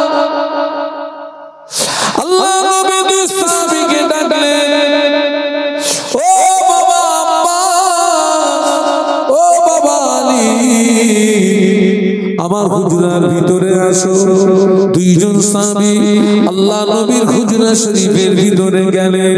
আল্লাহ নবী দুই সাহাবীর কাঁধের উপরে ভর করে, আল্লাহ নবী দুই সাহাবীর কাঁধের উপরে ভর করে আল্লাহ নবী মসজিদে আসছিলেন। আল্লাহ নবী এত দুর্বল, সাহাবীদের কাঁধের উপরে ভর করার পরেও আল্লাহ নবীর কদম মোবারক দুটি জমিনে হেসড়িয়ে যাচ্ছিল। আল্লাহ নবীর কদম মোবারক দুটি জমিনে নিগড়িয়ে যাচ্ছিল। ওই অবস্থায় রাসূলুল্লাহ মসজিদে আসলেন। সাহাবীরা আল্লাহ নবীকে নামাজের ভিতরে দেখতে পেয়ে কোন সাহাবী সুবহানাল্লাহ পড়লেন, কোন সাহাবী আলহামদুলিল্লাহ পড়লেন, কোন সাহাবী আল্লাহু আকবার পড়লেন। আবু বকর সিদ্দিক রাদিয়াল্লাহু আনহু ইমামতির জায়গা থেকে বুঝতে পেরেছেন আল্লাহ নবী মসজিদে চলে এসেছেন। ও আমার ভাইরা, সাহাবীরা নবীকে আগিয়ে দিলে, আবু বকর সিদ্দিক রাদিয়াল্লাহু আনহু ইমামতির জায়গা থেকে পিছিয়ে আসলেন। আল্লাহ নবী অসুস্থ শরীরে শুধু নামাজ পড়েন না, আল্লাহ নবী মদিনার মসজিদে নববী শরীফে সাহাবীদেরকে নিয়ে বসে বসে বসে বসে নামাজের ইমামতি করেছিলেন। একটু জোরে বলা যাবে? একটু মহব্বতে বলুন। ওই বলেছিলাম আল্লাহ বললেন আমাকে পেতে গেলে তাবেদারি করো কার? নবী। এই জায়গাটায় নবীর তাবেদারি আমাদের হচ্ছে? আমার কথা বুঝতে পারছেন না বাচ্চা? আজকের একটা মাহফিল হচ্ছে তো গ্রামে, খবর দেখেন তো গ্রামের সব পুরুষ যাদের উপরে নামাজ ফরজ সব নামাজ পড়েছে কি? খবর দেখেন তো গ্রামের সব মহিলারা এসব নামাজ পড়েছে কি? ওইসব কুটুম নিয়ে ব্যস্ত হয়ে গেছে। কি এসছে বাড়ির সব? কি এসছে বাবা? কুটুম এসছে, মেহমান এসছে, আব্বা এসছে, মা এসছে, শালি এসছে, ভাইরা ভাই 14 গোষ্ঠীর কুটুম এসছে সব। ওদের খাওয়াতে খাওয়াতে আমি একবারও বলবো না যে কুটুম বিদে করবেন না, মেহমানদারি করবেন না, অবশ্যই করবেন। আব্বার সেবা যত্ন করবেন, মায়ের সেবা যত্ন করবেন। আপনার বাড়িতে মেহমান এসেছে করুন, তবে আপনার আখিরাতটা নষ্ট করে নয়। এশার নামাজ বাদ দিয়ে ওদের আপনি মেহমানদারি করলেন, কিয়ামতের ময়দানে একটা নেকি যদি শর্ট পড়ে, যার গলা পর্যন্ত তো খাইয়েছিলে ওর কাছে গিয়ে একটা নেকি চাইলে পাওয়া যাবে তো? কেন কেন কেন কেন দেবে না? কেন তোর যে গলা পর্যন্ত খাওয়া না,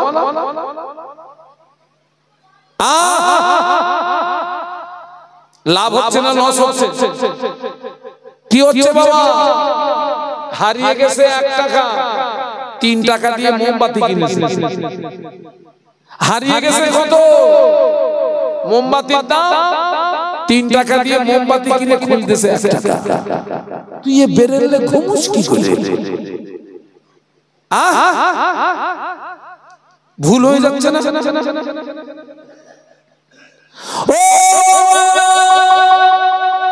আজকে আল্লাহর নবী অসুস্থ শরীরে মসজিদে এসেছে।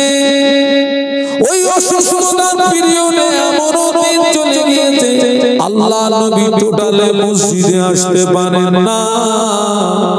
আবু বকর সিদ্দিক রাদিয়াল্লাহু আনহু ইমামতিতে নামাজ হচ্ছে মদিনার মসজিদে নববী শরীফ। নবীর খাট দুটো পাশাপাশি, মদিনার মসজিদে নববী শরীফ, আল্লাহ নবীর হুজরা শরীফ পাশাপাশি। মদিনার মসজিদে নববী শরীফে আবু বকর সিদ্দিক রাদিয়াল্লাহু আনহু ইমামতিতে যখনই নামাজ শুরু হলো, আল্লাহ নবী আমাদের আম্মা জান আয়েশা সিদ্দিকা রাদিয়াল্লাহু আনহাকে লক্ষ্য করে বললেন, ও বিবি আয়েশা, আমার মাথাটাকে একটু উঁচু করে ধরো। আল্লাহ নবী এত দুর্বল, মাথা উঁচু করার ক্ষমতা নাই। ও বিবি আয়েশা সিদ্দিকা রাদিয়াল্লাহু তাআলা আনহা, আমার মাথাটাকে একটু উঁচু করে ধরো। আম্মা জান আল্লাহ নবীর মাথা মোবারকটাকে উঁচু করে ধরলেন। ঘরের পর্দাটা সরিয়ে দেওয়া হলো। আল্লাহ নবী সাহাবীদের নামাজের দৃশ্য দেখে আল্লাহ নবীর নূরের চোখে দাদার করে পানি গড়িয়ে যায়। আম্মা জান জিজ্ঞাসা করেছিলেন, ইয়া রাসূলুল্লাহ, হাবিবাল্লাহ, মা ইউবকিকা, কোন দুঃখে আপনি কাঁদছেন, কোন কষ্টে আপনি কাঁদছেন? আল্লাহ নবী বললেন, ও বিবি আয়েশা সিদ্দিকা রাদিয়াল্লাহু তাআলা আনহা, আজকের কান্নাটা দুঃখের কান্না নয়, আজকের কান্নাটা বেদনার কান্না নয়। ও বিবি আয়েশা, আমি রাসূলুল্লাহ আজকের মসজিদে নাই, আমার সাহাবীরা যেভাবে নামাজ আদায় করছে, এই নামাজকে প্রতিষ্ঠিত করতে গিয়ে তায়েফের মাটিতে আমাকে রক্ত দিতে হয়েছিল। এই নামাজকে প্রতিষ্ঠিত করতে গিয়ে মক্কার কাফেররা আমার মাথায় পচা উটের গুলি চাপিয়ে ওরা আমাকে মারার চেষ্টা করেছিল। এই নামাজকে প্রতিষ্ঠিত করতে গিয়ে মক্কার কাফেররা আমার গলায় দড়ি ফাঁসি পরিয়ে টানাটানি করেছিল। এই নামাজ প্রতিষ্ঠিত করতে গিয়ে আমার দাদার শহীদ হলো। ও বিবি আয়েশা, আমি রাসূলুল্লাহর মসজিদে নাই, আমার সাহাবীরা যেভাবে জামাতে নামাজ আদায় করছে, ভবিষ্যৎ ভবিষ্যতের একটা ছবি আমার সামনে ফুটে উঠলো, ভবিষ্যতের একটা চিত্র আমার সামনে ফুটে উঠলো। আমি রাসূলুল্লাহ পৃথিবীর জমিনে থাকবো না, আমার উম্মতেরা এইভাবে নামাজ আদায় করবে। ওই আনন্দে আমার চোখের পানি গড়িয়ে যায়।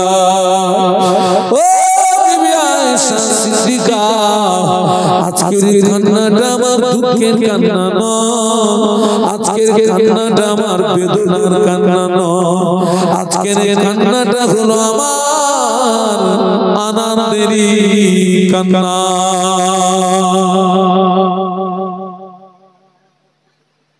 আমাদের তাবেদারি হচ্ছে যেটা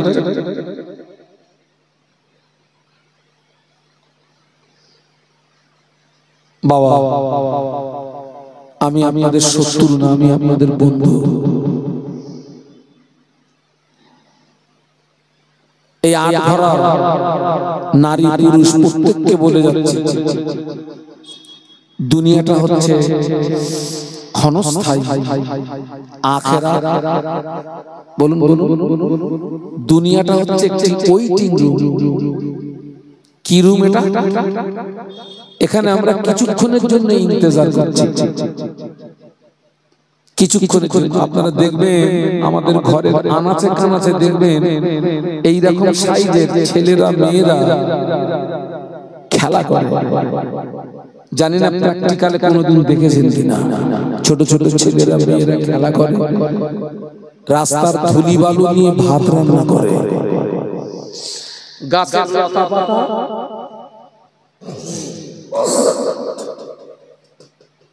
গাছের লতা পাতা ছিঁড়ে সবজি বানায়, যেন কয়েক কোটি লোক খাবে। কেউ রাঁধতেছে, কেউ কাটতেছে, কেউ জাল দিচ্ছে।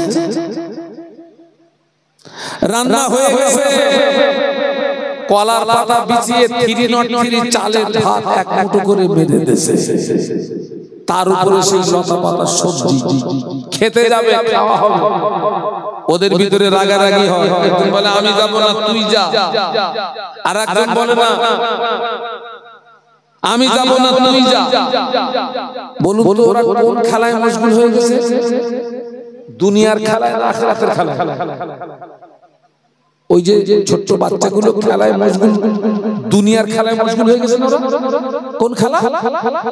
ওই সময় যদি ওই ছেলেটা আসল পিতা যদি পিছন দিক নিয়ে আওয়াজ দেয়, ও বাবা আব্দুস সালাম, আয় রে বাবা তোর নানুজির বাড়ি যাব।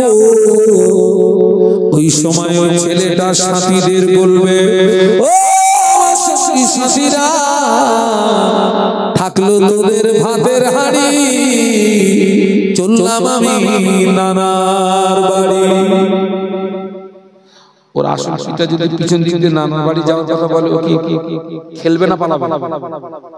নানার বাড়ি এমন একটা জায়গা, খোকা আয় তোর নানার বাড়ি যাচ্ছি।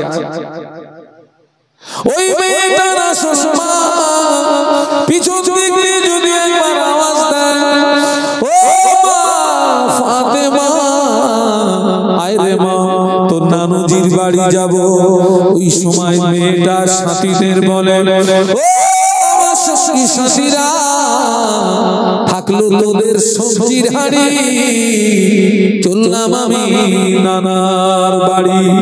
আজকের দুনিয়ার মোহে পড়ে দুনিয়ার খেলায় মশগুল হয়ে গেছি, আল্লাহর নবীকে ভুলে গেছি। বাবা আজরাইলের যেদিন ডাক আসবে, ওদিন আমাদের বক্তব্য হবে, ও আমার ছেলেরা মেয়েরা থাকলো তোদের ভাতের হাঁড়ি, চললাম আমি আসল বাড়ি।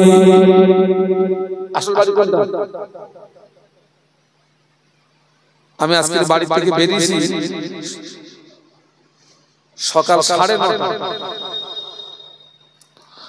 গত রাতে মা পিছনে বসে গাদা মারা, ওখান থেকে বাড়ি গেছি রাত 2টা।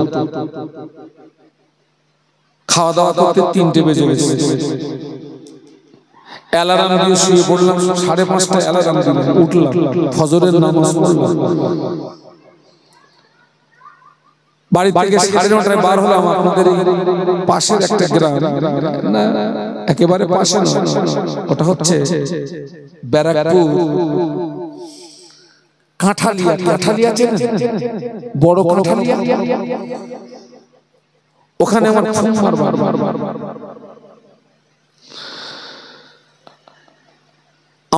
আমার বাড়ি। আমার ফুফাতো ভাইয়ের স্ত্রী গতকালকের আসর বাদ হঠাৎ ইন্তেকাল করলেন। আমি সেখানে গিয়ে বিবরণ নিলাম। আমার ভাই বললেন আমি তোমার ভাবিকে বাড়ি থেকে আমি সবের দোকানে গিয়েছি, হঠাৎ আমার কাছে ফোন গেল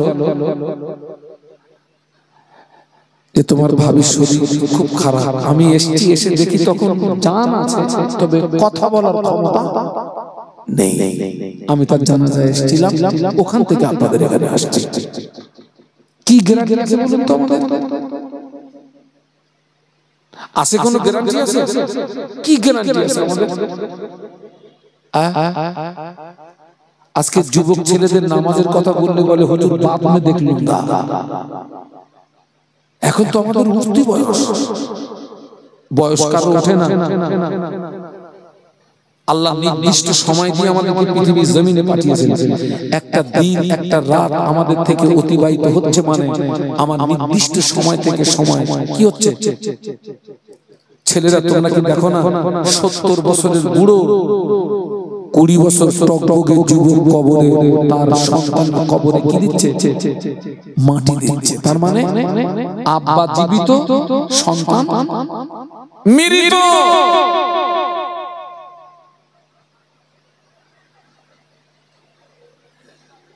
বাপ বেঁচে আছে 70 বছরের পিতা, টকটকে যুবক ছেলের ইন্তেকাল হয়ে গেছে। মায়ের পেট থেকে আসার একটা সিরিয়াল আছে। কবরে যাওয়ার কোন বলুন আছে? কে আগে যাবে? আজকের এই মাহফিলটা আমাদের জীবনের শেষ মাহফিল হতে পারে না, এটা আমার জীবনের শেষ ওয়াজ হতে পারে না। আমরা এখান থেকে পরিবর্তন হয়ে বাড়ি, আমরা এখান থেকে সংশোধন হয়ে বাড়ি। ওই মাদ্রাসায় আমার বসার জায়গা ছিল, উজু করলাম। আমি কেবলমাত্র এশার 4 রাকাত ফরজ নামাজ পড়ার সময় পেয়েছিলাম। 4 রাকাত ফরজ পড়ে চলে এসেছি। বাদ বাকি নামাজ আল্লাহ হায়াতে রাখলে আমার সময় মতন পড়বো। তখন দেখছি তাবারুকের হাঁড়ি সব কাতার দেওয়া, তাবারুক। আলহামদুলিল্লাহ আলহামদুলিল্লাহ। আজকের উচিত ছিল গ্রামবাসীদের, আজকে আমাদের গ্রামে মাহফিল হচ্ছে, অন্তত সাময়িকভাবে সাংসারিক কাজ একটু কম করে সকাল সকাল একটু মাহফিলে যায়। কারণ হতে পারে আপনি আরো একটা জিনিস ভাবুন না, যে গ্রামের মাহফিল হয় ওই গ্রামের সব মানুষ কি মাহফিলে আসতে পারে? কত মানুষ কঠিন কঠিন রোগে আক্রান্ত হয়ে ওই হসপিটালে নার্সিংহোমে বাড়িতে সব শুয়ে শুয়ে কাঁদতেছে। আমাদেরকে সুস্থ রেখেছেন, সবল রেখেছেন। আহা, এই জায়গাটা পরিবর্তন হবে। আপনার সব ফুলফল শরীফ জানতো 21, 22, 23 ফাল্গুন সালে আমার মুজাদ্দিদুল জামান ছিলেন 52 জেলা, 52 জেলা থেকে ওই ইসালে সবে মানুষ আসতেন। মানুষ ওয়াজ শুনে আমল করে ও আমার মায়েরা ফুরফুরা শরীফের ইসালে সবে ওয়াজ শুনে মানুষ আমল করে নামাজি গুলো, বেরোজগার রোজাদার গুলো, আল্লাহ ভোলারা আল্লাহ পেল ওই ইসালে সব থেকে আমল করে অনেকে সাধারণ মানুষ থেকে আল্লাহ ওলি হয়ে গেল। সত্য বললাম না মিথ্যা বললাম? আর এখন দেখছেন যত ওয়াজ হচ্ছে তত কিন্তু শরীয়ত বিরোধী ওয়াজের ফোয়ারা যেরকম বেড়েছে,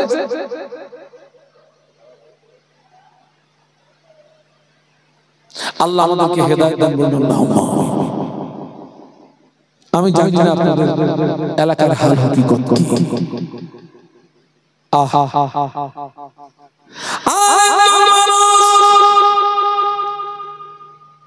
নামাজ পড়ে ঠিকই,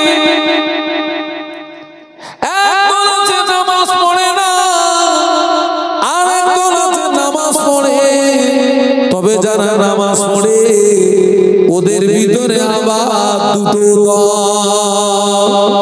একটা দল আছে নামাজ পড়ে গোপনে গোপনে লটারি টিকিট কাটে, নামাজ পড়ে গোপনে গোপনে লটারি টিকিট কাটে, নামাজ পড়ে বিবি সমিতি করে, বন্ধন করে, গুরুর লোন করে।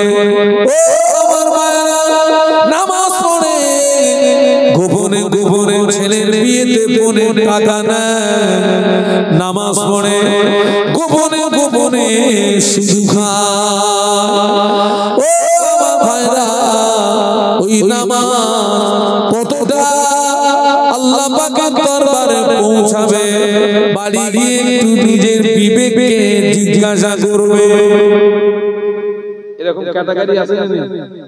এই নাম বড় দাঁড়িয়ে টিকিট বিক্রি করতেছে, ও মনে করতে লোক আমরা ভালো বলতেছে। হ্যাঁ এত বড় দাঁড়ি মনে হচ্ছে তোর যদি ফাঁকায় ফাঁকায় তোর আমি কুলুল দিয়ে কুমুতো তো টিকিট বিক্রি করা শাস্ত্র জনমত মিটিয়ে দিতাম। ওর জন্য হচ্ছে ইসলামের কলঙ্ক। ঠিক বলছি না ভুল বলছি? ও মুসলমানের কি কলঙ্ক। মাথায় টুপি দিয়ে মুখে দাঁড়িয়ে রেখে তুমি টিকিট বিক্রি করতেছো, শয়তান কথা।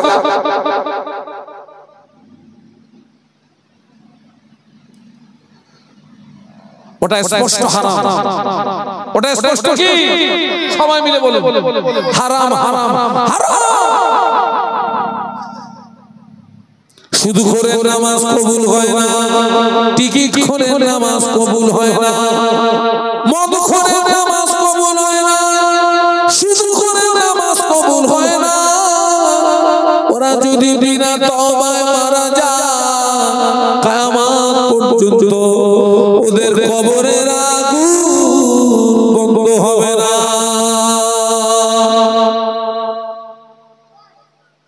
আল্লাহ আমাদেরকে হেদায়েত দান করুন। আল্লাহুম্মা। কি সর্বনাশ করছি ভাই, কি সর্বনাশ। এখন অধিকাংশ পুরুষদেরকে সুদের ময়দানে যেতে হচ্ছে না, ময়দানে পাঠিয়েছে কাঁদে। একটু বলুন কাঁদে। আপনি কি মনে করছেন আপনার বাড়ির লোকটাকে পাঠিয়ে আপনি নাজাত পাবেন? কিয়ামতের ময়দানে একটা মহিলা যদি জাহান্নামে অর্ডার হয়ে যায়, ওই মহিলার সঙ্গে এক্সট্রা 4টে পুরুষ জাহান্নামে যাবে। একজন মহিলা যদি জাহান্নামী হয়ে যায়, ওই মহিলার সঙ্গে আরো 4টে পুরুষ জাহান্নামে যাবে। ওর বাপ জাহান্নামে যাবে, ওর বড় ভাই জাহান্নামে যাবে, ওর স্বামী জাহান্নামে যাবে, ওর বড় ছেলে জাহান্নামে যাবে। একটার জন্য কত? একজন আমার বলতেছে হুজুর অপরাধ করতেছে এরা 7 জন মার খাবে কেন? ও প্রশ্নটা ঠিক করছে না ভুল করছে? না ঠিকই করছে। অপরাধ করতেছে তো মহিলা একা, এরা 4 জন মার খাবে কেন? না আমি ওকে আলাদা জবাব দিয়েছি। আমি বলি খোকা তোর এই প্রশ্নের জবাব দেওয়ার আগে তুই আমার একটা প্রশ্নের জবাব দে তো। এই খোকা 22 সরালি উজু থাকে তো বলতেছে হুজুর না, তুই যখন উজু করিস কি ধুস? তো বলতেছে হুজুর হাত ধুই, চোখ ধুই, পা ধুই, কান ধুই, মুখ ধুই। আচ্ছা তো যেখান থেকে হাওয়া বেরোয় ওখানে কোনো পানি টানি মারিস? তা বলছে হুজুর না কোনো পানি টানি মানে। আচ্ছা তোর হাওয়া বেরোচ্ছে পিছনের দরজা দিয়ে, তুই এই ঠান্ডা পানিতে তুই হাত ধুচ্ছিস কেন, তুই পা ধুচ্ছিস কেন, তুই চোখ ধুচ্ছিস কেন, মুখ ধুচ্ছিস কেন? বলছি হুজুর তাও তো ঠিক, হাওয়া বেরোচ্ছে পিছন দিক দিয়ে, তুই মুতছিস কেন? আমি খোকা ওই পিছনের দরজা দিয়ে হাওয়া বার হওয়ার ব্যাপারে এ পারও অপরাধ আছে, হাতেরও অপরাধ আছে, চোখেরও অপরাধ আছে, মুখেরও। আমি ট্রেনের ভিতরে বসে আছি, পেটে খিদে চোখে ঘুম, ট্রেনের ভিতরে বসে আছি, খিড়কির পাশে বসে আছি, জানালার পাশে বসে আছি, পেটে খিদে চোখে ঘুম, হঠাৎ আমার কানে আওয়াজ আসছে চাই বাদা। কি আওয়াজ? কানে আমি শুনলাম, চোখ দিয়ে আমি দেখলাম, পা দিয়ে আমি এগিয়ে গেলাম, হাত দিয়ে আমি নিলাম, মুখ দিয়ে আমি খেলাম। আমি বলি খোকা এরা সবাই যদি সহযোগিতা না করতো মাল ভিতরে যেত না, তোর পিছনের দরজা দিয়ে হাওয়া বেরোতো না। এই জন্য এরাও সমান অপরাধের অপরাধী। একজন মহিলা জীবনে রাখার হলো চারটে পুরুষ, ওই চারটে পুরুষ হলো একজন মহিলার জীবনের রাখা। ওরা যদি রাখাল হিসাবে দায়িত্ব পালন করতেন, ওই মহিলা শরীয়ত বিরোধী কাজের সঙ্গে যুক্ত হতে পারতেন না। ওই মহিলা শরীয়ত বিরোধী কাজ করে যে অপরাধী, এরা দায়িত্ব না পালন করার কারণে এরাও সমান অপরাধী। আমার কথা বুঝতে পেরেছেন নাকি? জায়গাটা ক্লিয়ার হয়ে গেছে?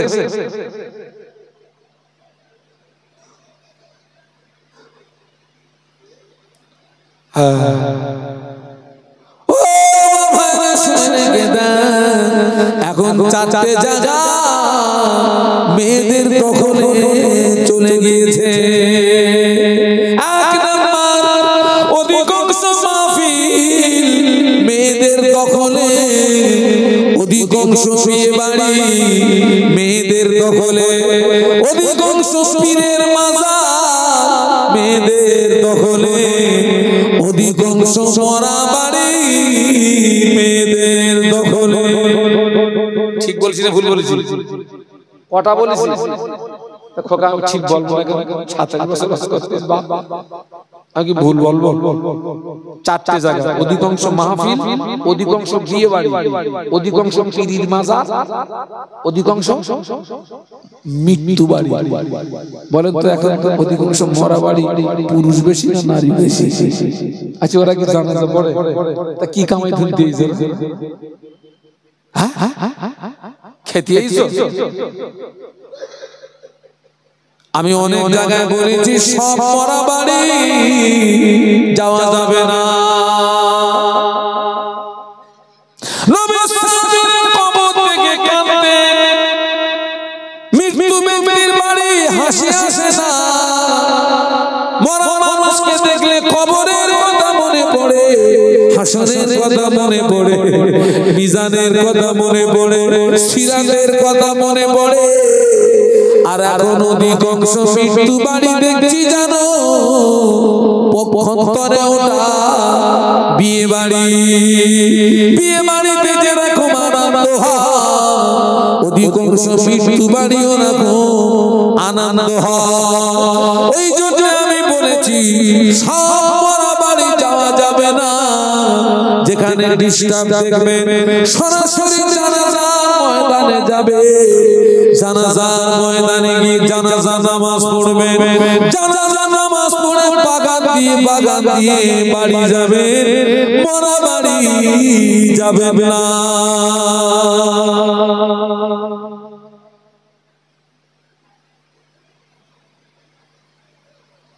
আগে আমি দূরে দাঁড়াতে জলসায় গেলে মেয়েদের কাছে দোয়া চাইতাম, ভাবিদের কাছে দোয়া চাইতাম, চাচিদের কাছে দোয়া চাইতাম, পাড়া প্রতিবেশী অনেক মহিলাদের কাছে আমি দোয়া চাইতাম। কেননা দোয়া কবুলিয়াতের এক নাম্বার শর্ত হলো হালাল রুজি খাওয়া। সুবহানাল্লাহ বলো, আর একটু জোরে বলো। আগে দোয়া কবুলিয়াতের এক নাম্বার শর্ত কি বলেছি? হারাম করে দোয়া কবুল হয় না। বলো, আমার চেয়ে আমার স্ত্রী হালাল। আমি আজকে মনে করুন এই যে এই জায়গাটা না 8 ঘর, আমার হুজুর জানে, আমার স্ত্রী জানে হুজুর ওয়াজ করতে গেছে, এখন আমি ওয়াজ না করে এখান থেকে ডাকাতি করে বাড়ি গেছি। ওই মালটা আমার জন্য হারাম, আমার স্ত্রীর জন্য কি হালাল। কিন্তু ও যদি জেনে ফেলে যে হুজুর ডাকাতি করে এসেছে, ওর জন্য হারাম, কারণ ও তো জানে না হুজুর ওয়াজ করে বাড়ি আমার স্ত্রীর জন্য হালাল। এক কথায় আমাদের চেয়ে মেয়েরা বেশি হালাল। ওই জন্য এই যে আমি মাহফিল গেলাম আপনার রাজস্থান, অনেক দূরে, ভয় লাগে, নতুন জায়গা। তো আমি মায়েদের কাছে দোয়া চাইতাম, আমার জন্য দোয়া করবেন, আল্লাহ যেন আমার ইজ্জতটা বাঁচায়। আজকে একটু অনেক দূরে যাচ্ছি, আল্লাহ মাহফিলে নিয়ে গেলেন আহমেদাবাদ, হ্যাঁ আমার জন্য দোয়া করবে। আমি মাহফিলে গেলাম হায়দ্রাবাদ, হ্যাঁ আমার জন্য দোয়া করবেন সব। আমি মাহফিলে গেলাম আপনার ত্রিপুরা, আমি মাহফিলে গেলাম আপনার মহারাষ্ট্র, নাগপুর। আগে মেয়েদের কাছে দোয়া চাইতাম, ওদের দোয়া কবুল হয়, কেন না ওরা আমাদের চেয়ে বেশি হালাল খায়। এখন আর দূরে মাহফিলে গেলে মেয়েদের কাছে দোয়া চাই না, কেন না কোন অধিকাংশ মহিলারা পুরুষদের চেয়ে ডবল হারামখোর। এই জন্য এখন মেয়েদের কাছে দোয়া চাই না, আমি নিজে নিজে দোয়া করি, যা সে কপালে তাই হবে। তবে এখন অধিকাংশ পুরুষদের চেয়ে মেয়েরা ডবল হারামখোর। আমি মেয়েদের কাছে আর দোয়া চাই না, কারণ সমাজের অধিকাংশ মহিলারা সুদের সঙ্গে জড়িয়ে গেছে। ঠিক বলছি না?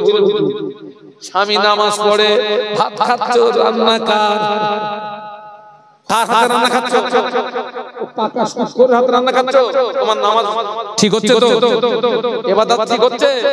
পাকা পাকা সুদ তোমার বাড়ির লোক সুদ করে হাতে রান্না খাচ্ছ। আগে আল্লাহর ওলি হতো, এখন আর ওলি জন্ম হচ্ছে না, হবে কি করে? অধিকাংশ মায়ের পেট খারাপ হয়ে গেছে। পেট খারাপ মানে ডায়রিয়া না, ও খারাপ আলাদা খারাপ। বাস্তব বলছি না, অবাস্তব বলছি? হ্যাঁ, দরুদ শরীফ আল্লাহুম্মা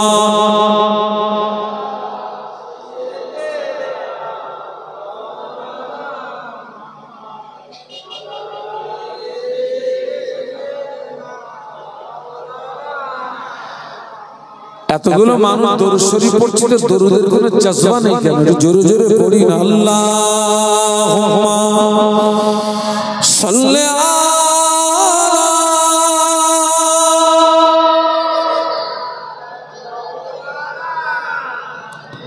আলা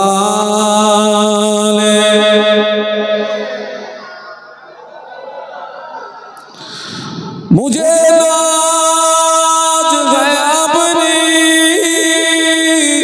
खुशकिस्मती पर मेरे हाथ में है दामने मुस्तफा की, नगम है फुआर का न तूफान का परवा, मैं डूबूंगा फिर भी किनारा करूंगा।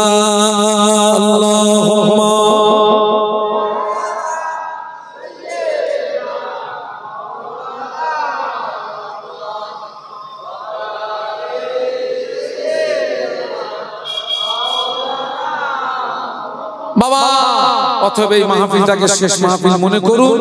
আপনি কোন অপরাধের অপরাধী আপনি জানেন, আমি কোন অপরাধের অপরাধী আমি জানি। আপনি নিজে অন্তর থেকে আল্লাহর কাছে তওবা করুন। এখনো আমাদের জন্য তওবার দরজা, सांस जब तक जारी है तौबा का दरवाजा तब तक खुला हुआ है। सांस बंद हो जाएगा तौबा का दरवाजा भी बंद हो जाएगा। इस सांस का कोई गारंटी नहीं है। এখানে বসে তওবা করো।